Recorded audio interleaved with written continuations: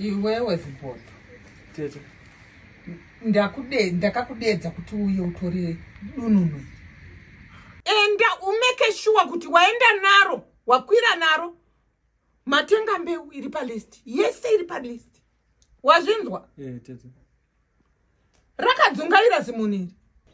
Izvo zvidai raenda rega. Rainotenga kungopinda mumakoronyera. Harizive mashops akachipa. Ko zvinokana waona kuti handigoni kwawangodi kungoenda wega. Ko ini ndaenderei hangu. Wadi kuenda wega zvino ndiri kunyepa here. Ndiri kunyepa kuti wakadzungaira. Ndakaona unotenga wega. Iye zvino zviri kundipinza makosti manje. Ini katadzi kunotenga. Nekudzungaira kwako ikoko riri kundipinza makosti.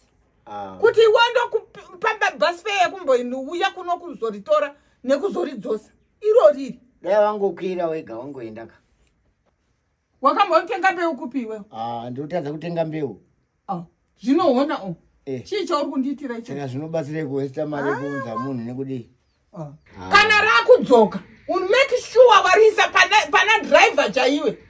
Kutosvika pana driver. Wazvinzwa? Yes, tete. Ukarega kudaro unonzwa unzi raburukira pasiri. Imada tidzoke rini?